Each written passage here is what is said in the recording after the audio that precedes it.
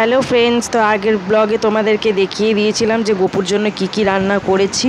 তোমরা তো সেটা দেখে নিয়েছো। আর দেখো 12টা অলমোস্ট বেজে গেছে, তাই গোপুকে একেবারে স্নান করিয়ে দিচ্ছি। গ্লাসের মধ্যে নিয়ে নিয়েছিলাম গঙ্গার জল, দই, মধু, এরকম আরও অনেক কিছু নিয়ে নিয়েছিলাম। নিয়ে গোপুকেই স্নান করিয়ে দিচ্ছে মাকেই বললাম, আমি সব মায়ের হাতে হাতে রেডি করে দিয়েছিলাম। মাকে বললাম তুমি গোপুকে স্নান করিয়ে জামা কাপড়টা টুক করে পরিয়ে দাও। তো ব্যাপার হচ্ছে, তোমার গোপুর জন্য তো দেখেছো এই বছর অনেক রকমেরই জামা হয়েছে। তো গোপু কোন জামাটা পরবে সেটাই হচ্ছে সবথেকে বড় ব্যাপার। গোপুকে এখানে মা স্নান করিয়ে নিয়ে একেবারে রেডি করে দিচ্ছিল।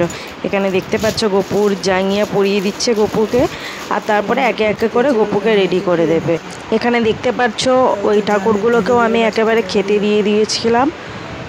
ওনার সাথে গোপুকেও একেবারে ভোগ দিয়ে দেবো। তো চলো তোমরা ভিডিওটা ততক্ষণ এনজয় করো।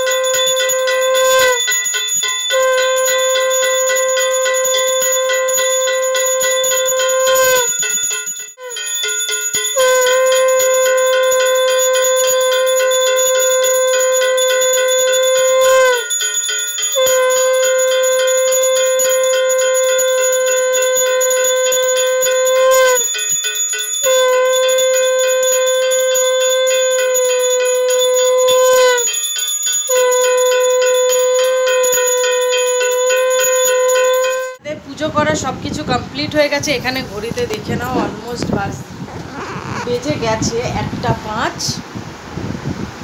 যে 1:05 হচ্ছে, আর বাইরে ভীষণ পরিমাণে বৃষ্টি হচ্ছে, ভীষণ পরিমাণে। এই ব্লগটা এখানেই শেষ করছি, 1:30 বাজতে যাওয়া অলমোস্ট। তো চলো আবার তোমাদের সাথে দেখা হবে আর একটা নতুন ব্লগে। ততক্ষণের জন্য অবশ্যই লাইক, কমেন্ট, শেয়ার আর সাবস্ক্রাইব করতে, আর অবশ্যই জানাবে আমার ঘরের আজকে জন্মাষ্টমীর পুজোটা তোমাদের কেমন লেগেছে।